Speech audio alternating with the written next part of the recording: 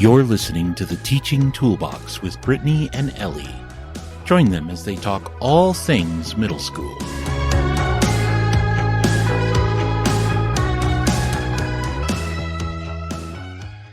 When you walk to your teacher desk, what items on it make you happy? Ellie, does anything come to mind?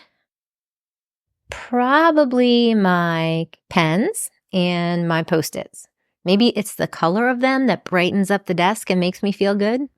I also love seeing my trays that were next to my desk. I like that a lot too. Welcome to the Teaching Toolbox podcast. I'm Brittany, and I'm here with my friend Ellie. Hello. Today we're diving into a fun and practical topic, the top favorite teacher supplies for middle school teachers. We asked members of our Facebook groups about their favorites too. So we've got our ideas and some great favorites from many classroom teachers. Let's see what rules the school. Okay, so one of the most popular items for teachers are our writing utensils. We do use them a lot. Absolutely. We've got dry erase markers, InkJoy pens, Flair pens, erasable friction pens, and basically any colorful pen. I think markers and pens absolutely top the list for most teachers. Yeah, for dry erase, it has to be those Expo markers. And my favorite pens are InkJoy or Tool pens. What about you? Oh yeah, definitely the Expo markers. And my favorite pens are the Flair pens. What do you like about the InkJoy pens? I don't think I've ever used those. My favorites used to be the Flair pens. I used to be a diehard Flair pen user. Mm-hmm. But then I heard about InkJoys, and I waited a while to kind of see what they were all about. And they write really smoothly, and they're very bright. They really stand out on a page.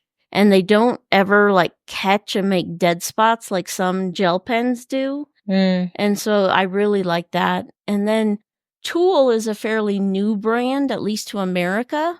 I heard about them from another fellow pen lover. I think they're in Australia. Okay. And they're very similar to InkJoy, but the colors are just darker and bolder on the paper. So they don't have as many color choices as the InkJoy, but I just love the smoothness and the boldness of them. Okay, I need to go find those in the store and give those a try. Because now I'm like, ooh, I need to have those.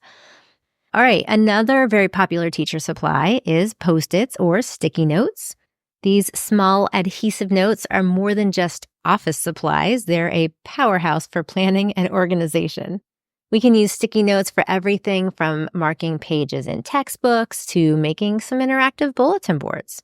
I would actually also use those kind of the very first days of school just to ask questions like, what do we need in this classroom? And they would all write it on a Post-it and put it there. And I also use them on my exit ticket board kind of thing. They would use their Post-its for there.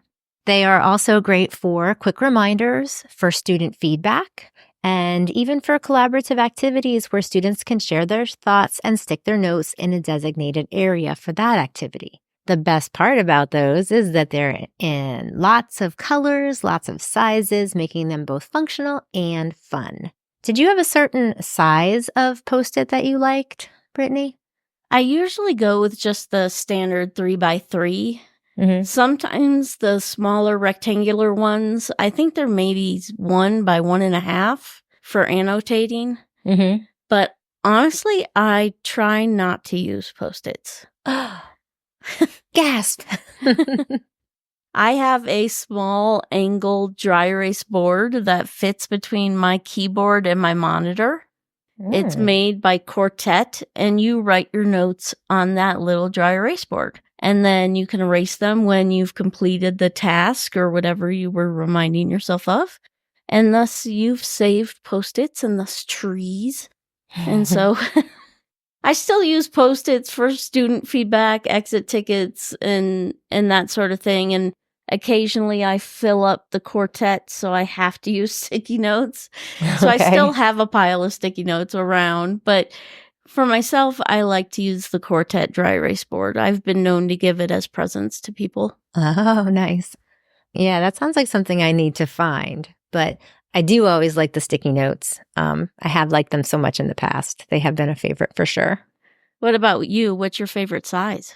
I think the little one, like the 1 by 1.5, and then there are also the longer. There's some longer ones.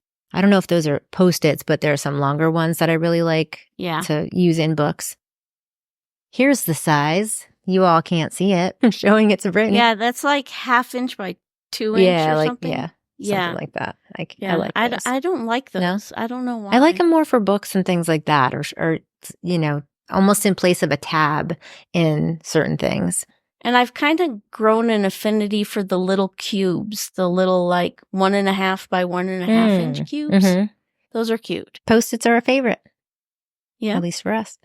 And many people in our groups. Our groups did share that. All right. Also popular are document cameras. So this technology might seem like an investment, but it's worth it.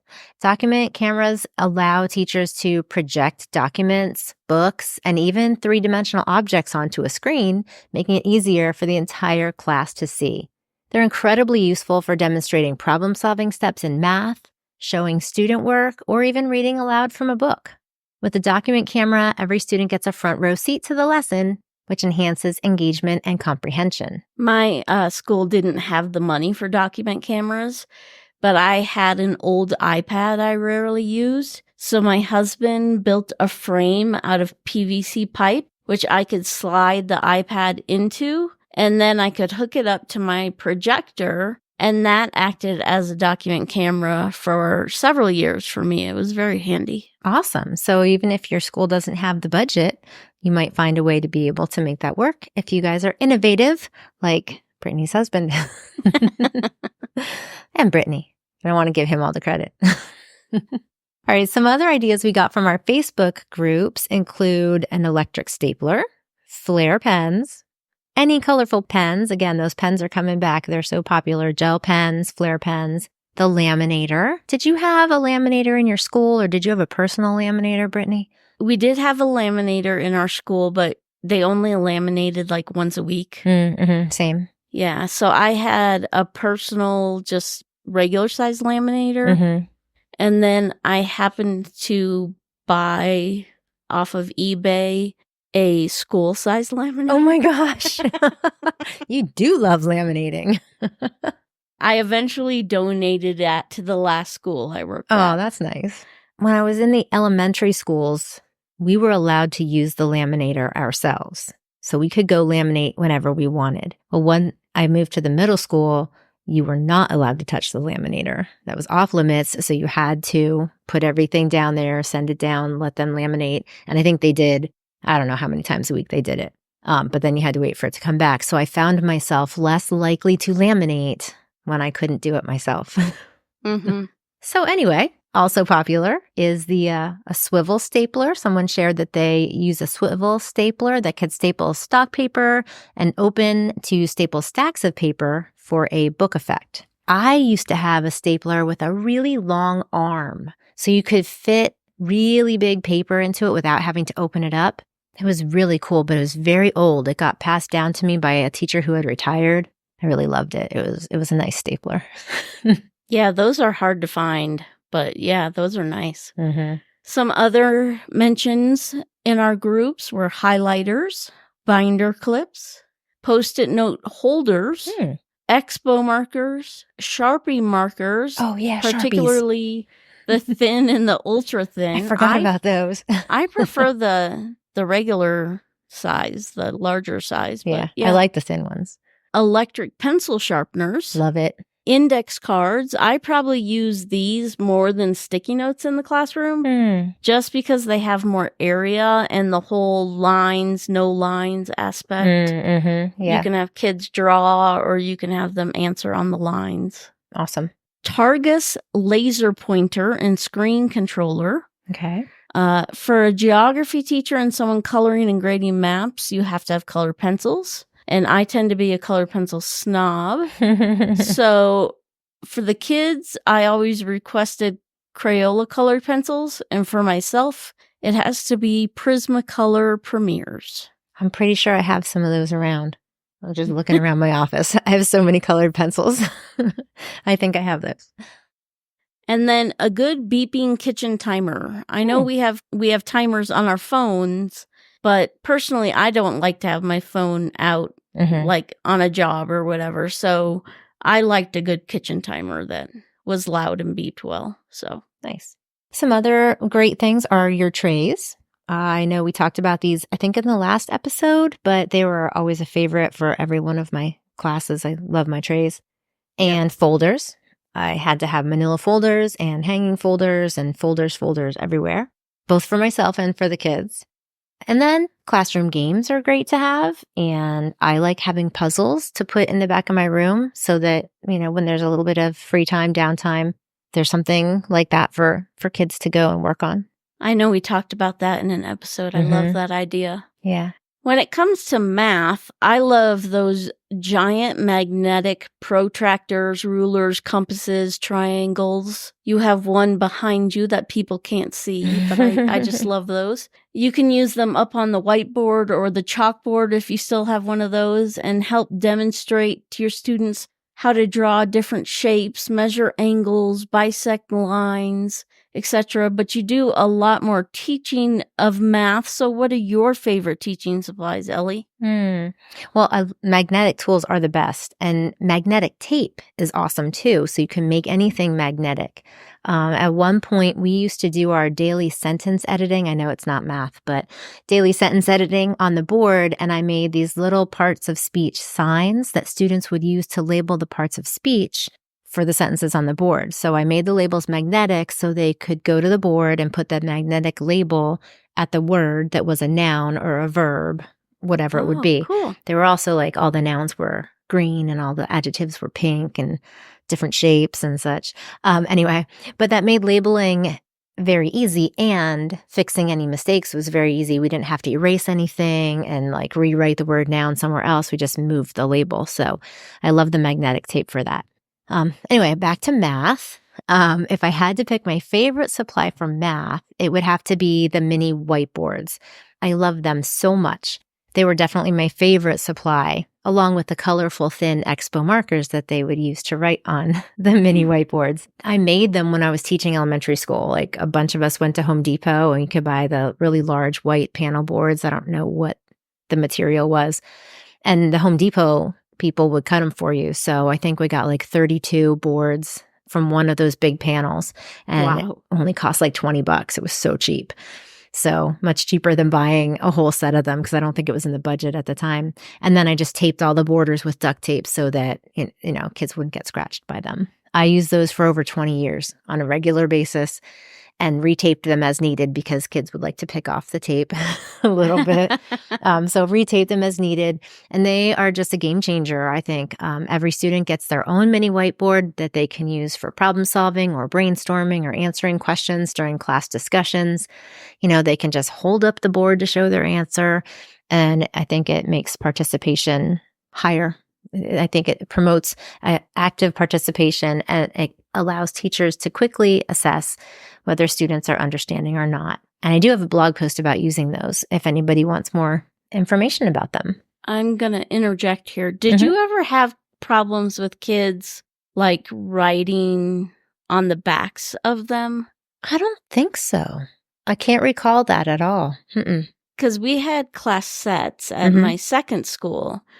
And that was a big problem. We had a lot of like curse words and no, I didn't have that stuff on the back. I had to eventually buy giant Sharpies and have my student, we had 8th grade student helpers. Okay. And I had to have my 8th grader color the back of every whiteboard black. Oh, wow. To get the kids to stop writing sexual comments or curse words and stuff on the back. No, I did not have that. Oh, it was such a pain. But that's a good solution. Yeah, it worked, but... I mean, you could even, I don't know if you could paint the backs. Yeah. But yeah. Wow. Well, that's a good tip in case people are having that issue. Okay. For other math favorites, I think I'd have to go with some manipulatives like fraction strips to really help develop those fraction operation concepts. And then things like dice, playing cards, number lines, pattern blocks, geoboards, pentominoes. There are so many. Marbles, spinners, magnetiles. There are just so many things that we like to use in math class. Math is where you get all the fun things like that. What about social studies supplies, since you did a lot of social studies teaching? I am a sucker for maps. I love maps. So I would try to gather as many different types of maps from as many different time periods as I could. I like maps where like the South Pole is up at the top, or the Eastern Hemisphere is up at the top. Okay. So I like old maps where the world wasn't quite figured out. You know, the whole world wasn't mapped or things were differently labeled than they are now. And so kids got to see a different perspective of the world than they know it, than as they know it right now. And so it would kind of surprise them with how they view things. So that's awesome. And I think you talked about that a little bit one of our other episodes, which was more, focused on that. That's awesome. Yeah. I also enjoy globes for the same reason. And then if I were still in the classroom, I would probably bring in some of my Lego creations. I love building with Legos. And I tend to collect the architecture sets, which are more historical places. Oh, nice. So if I had a safe place to display them, I'd bring in like the Eiffel Tower, the Trevi Fountain, the Taj Mahal, the Colosseum, the Great Pyramid at Giza. That one's really cool because you can take the top of the pyramid off. Oh, cool. And see what the inside of the pyramid looks like. Oh, neat. Lastly, I have a few things, not all are social studies related, but good atlases are definitely a must. Timelines, posters about, you know, what's a historian and what do they do. And then I liked, instead of magnets, because we didn't have magnetic whiteboards.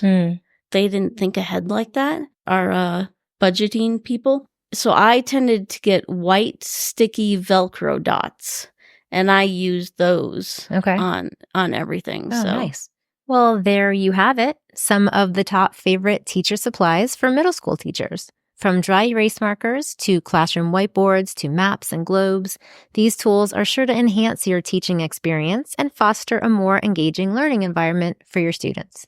If you have a favorite supply that didn't make our list, we'd love to hear about it. Share your thoughts with us on Instagram or Facebook. Be sure to check out Ellie's blog post on mini whiteboards. And if you need any links, Brittany has a 6th grade supplies found it on Amazon list that we'll link in the show notes as well. Have fun adding tools to your teaching toolbox as you prepare for back to school. And don't forget to create a little corner of home for when you're having a rough day. We'll talk with you next time. Bye.